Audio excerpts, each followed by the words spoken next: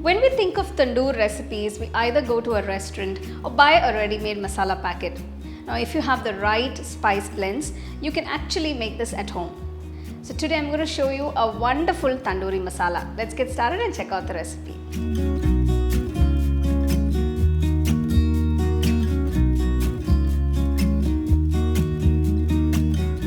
If you like this recipe, like, share and subscribe to Home Cooking channel and click on the bell icon to get your notifications.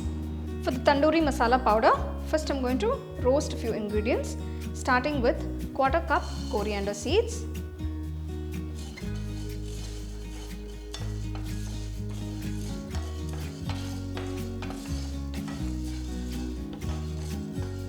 after 2 minutes, add 1 tablespoon of cumin seeds. Keep the flame on medium-low while roasting the ingredients. Next, add 2 teaspoons of whole peppercorns, 10 green cardamom, 2 black cardamom, 2 large pieces of cinnamon, 1 teaspoon cloves, 2 pieces of mace, 1 nutmeg. While making homemade masalas like these, it's always best to roast the ingredients so that they remain fresh and aromatic for a long period of time. Roast for about 2 minutes.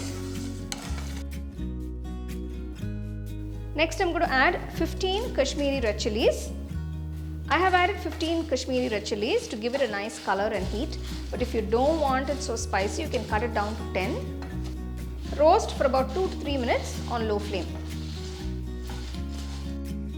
Finally, add 2 teaspoons of kasuri methi.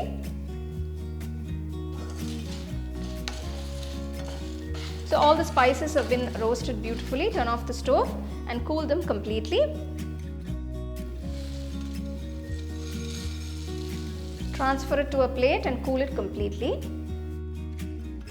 Transfer all the cooled down ingredients to the mixer jar.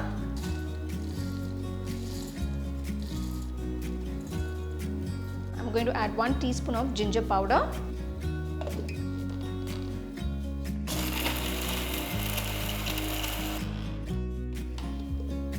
The tandoori masala is done.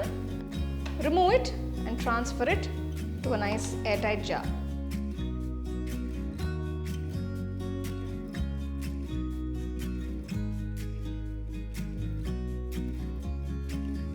So there you go. Here is this absolutely fresh and aromatic tandoori masala powder.